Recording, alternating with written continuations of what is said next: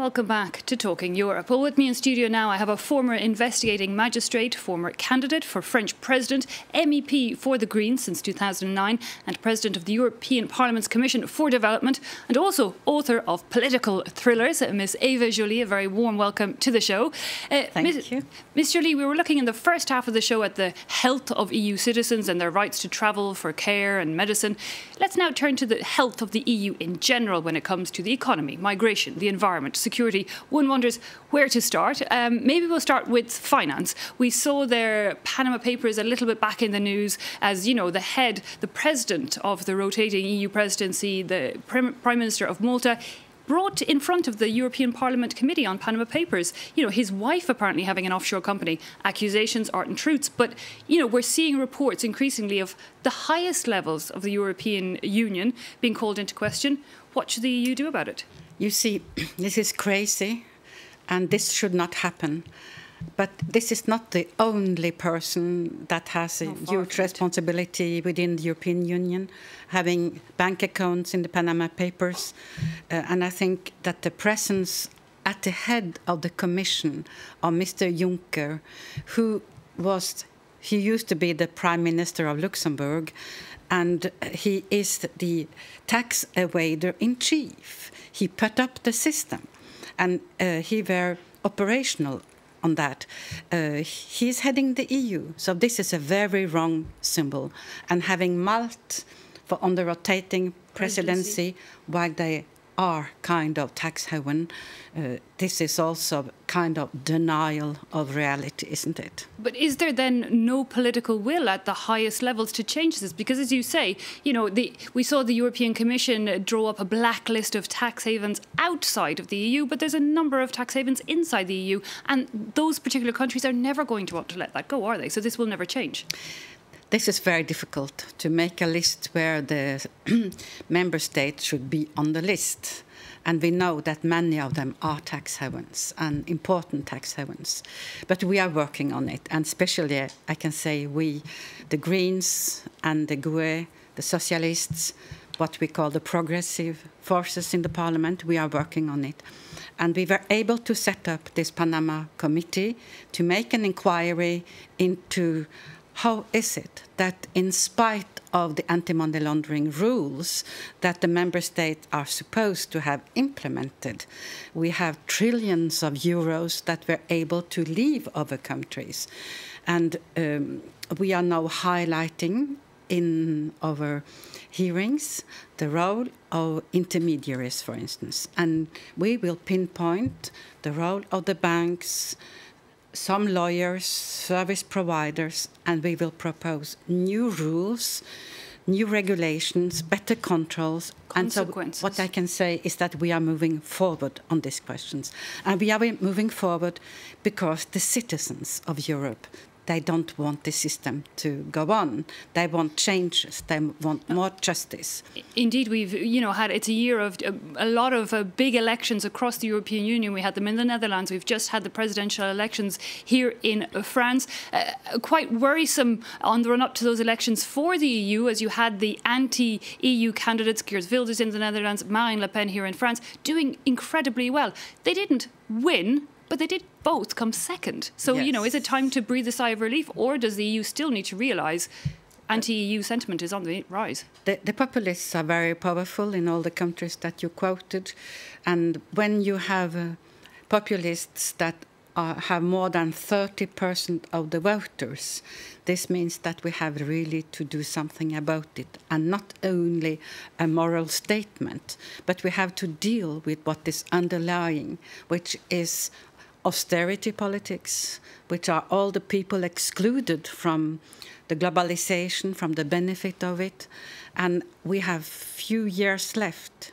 And so this is what is very important now, is to make Germany understand that we have to go away from the mantra of the 3% deficit and the total debt not more than 60%. And this is one of the delicate balancing acts that France's new president is going to have to try and strike. Emmanuel Macron, travelling to Germany on Monday to meet with Angela Merkel. He has proposed to reform the French economy, but France is still EU deficit, breaking the EU rules on that level. Where do you think the compromise might be? He needs to get the economy here back and running, surely, first, or not necessarily? First, the economy is not that bad. We are now at 3% of deficit. We know that now. Next year it will be 3.2. We are increasing a little bit, but we are not far away from the goal. And when people are saying that we need structural reforms because our market for working forces is too rigid, that is not totally true. And we have conducted a lot of reforms, and there are no clear scientific proofs that there is a link between full employment and the rules on firing people, for instance. So there will be difficult negotiations with the Germans, but I am confident that we have common interests, because Germany, they do see also what is happening in Europe, and they need Europe too. And so I think we will find, and I hope that Macron will find an agreement with the German government. OK, so trying to find common ground there, but there are indeed other issues, not just the tax one here that divides countries across the EU, also the migration issue. We've seen the Hungarian parliament not so long ago adopted a law that allows asylum seekers to be systematically detained. It officially aims to prevent migrants from travelling through on their way normally to Austria or Germany, but it's also part of the Hungarian government's strategy to prevent migrants arriving in their country at all. In doing so, Hungary is violating European and international laws by suspending asylum rights, but Budapest says it's protecting its sovereignty. Anais and Jessica Sal's report. Time stands still for migrants here in Serbia at the gates to the European Union. In this reception centre in Subotica, a small border town, 120 people are hoping to enter Hungary in order to seek asylum. But they know that the road to the Balkans is now closed and the border airtight. Since the beginning of April, all asylum seekers in Hungary are detained in facilities. Ahmad Rifai has been waiting for months with his 2 children and his wife in this makeshift camp. It's not right. Many other migrants have passed over the border before me, and I don't understand why I'm stuck here now. I'm just looking for a better life for me and my children, so that my daughter can go to school.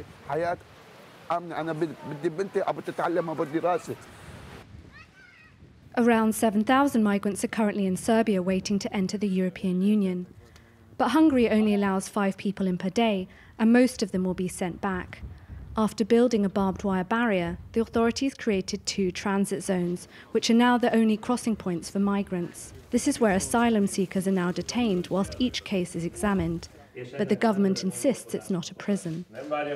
Those who do not want to wait until the end of the proceedings or file an asylum application are completely free to leave the transit zone and return to Serbia. These measures have been denounced by the international community. The official number of asylum seekers in Hungary is only 300, but anti-immigration policy remains a government priority a year ahead of legislative elections. So, Ms. Joly, seeing there one of the EU countries going against EU principles, EU laws, no consequences. This is not possible anymore. We have the weapons to force them to respect the fundamental rights and our common rules, be it Hungary or Poland or other countries violating the rules. This is Article 7 of the treaty. But the weak leadership we have, they do not dare to use these means. And this is also what has to change.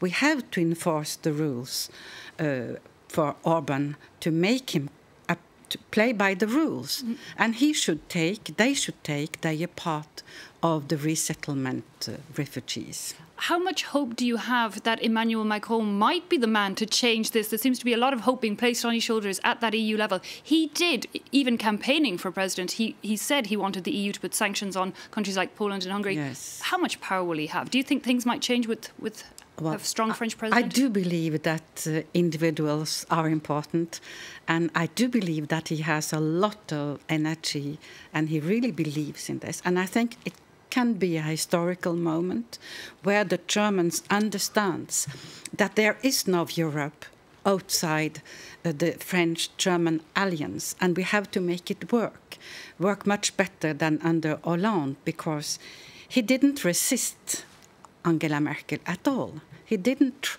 He tried a little bit, and then it came to an end.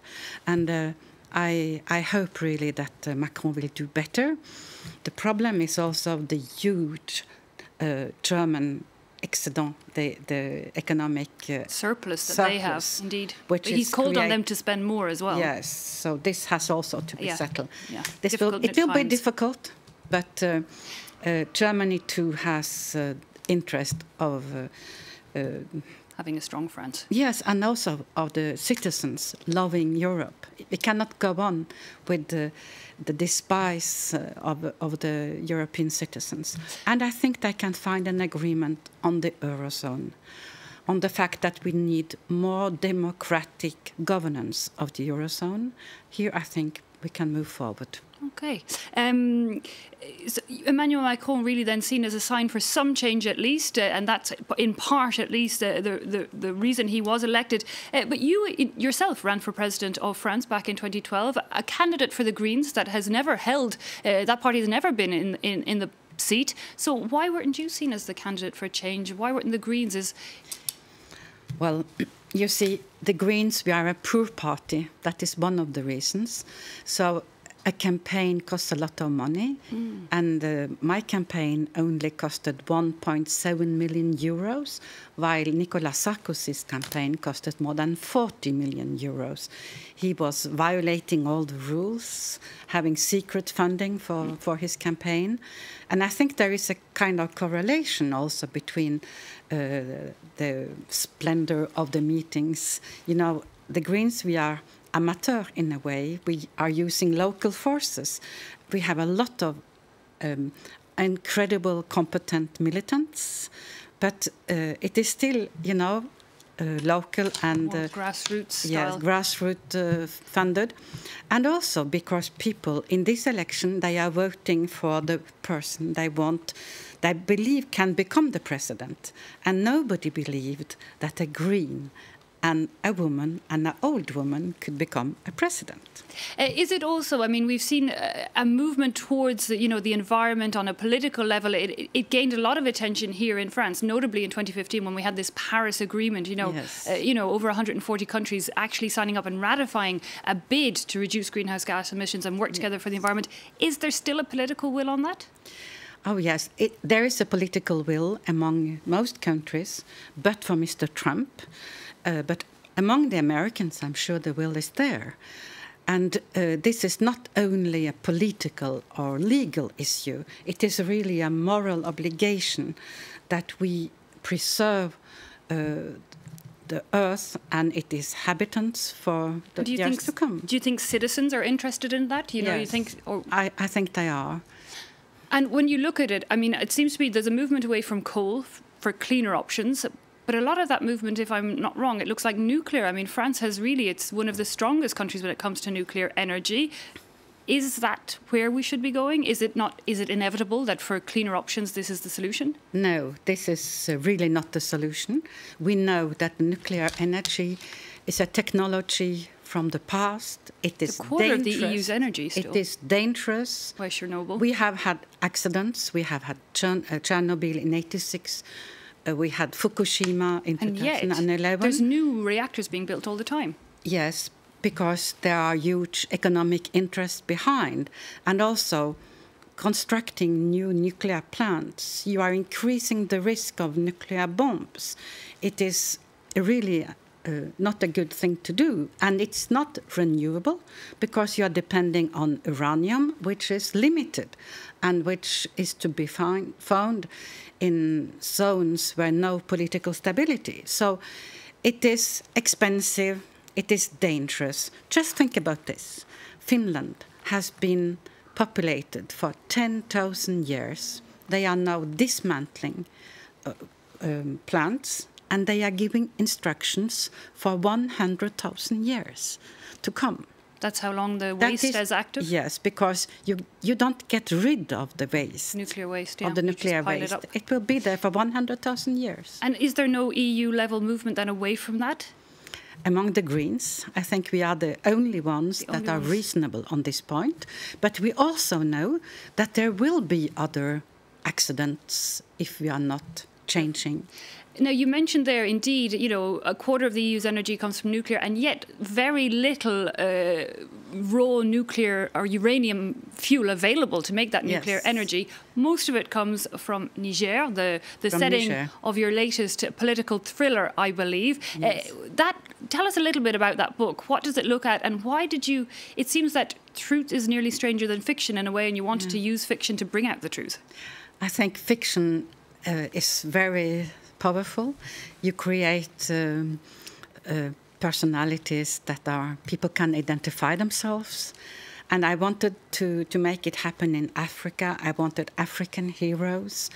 And I wanted to show the interlinks between the exploitation of this mining, the corruption, the links between Africa and the former colonial France.